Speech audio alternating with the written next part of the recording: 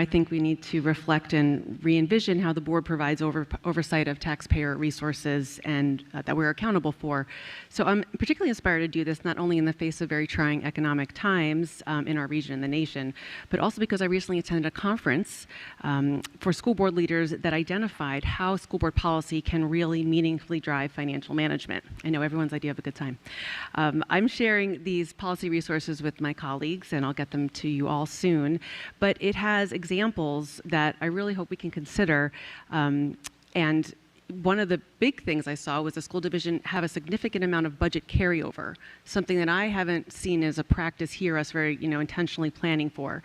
But, to that end, I'd love to see our board expanding from just budget and even calling it something different. It's really financial oversight or financial management. And we need to be looking at the funds every single month and reviewing more closely the year-over-year data.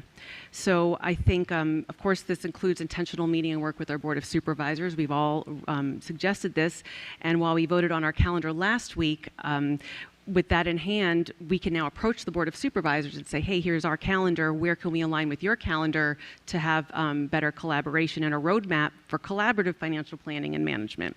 So I'd like the board, I'd love early in the school year to have a more specific working plan in conjunction with our funding body, the Board of Supervisors, and especially to work together to get the money from the General Assembly, which is going to take a full team effort because we know that that is where the problem lies. It lies in Richmond.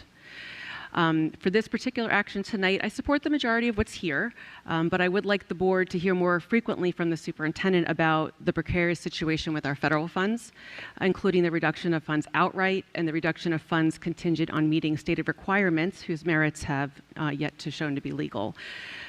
Just ultimately, I love to see the board give itself the time to really deliberate with data and public discussion about the future of the school division.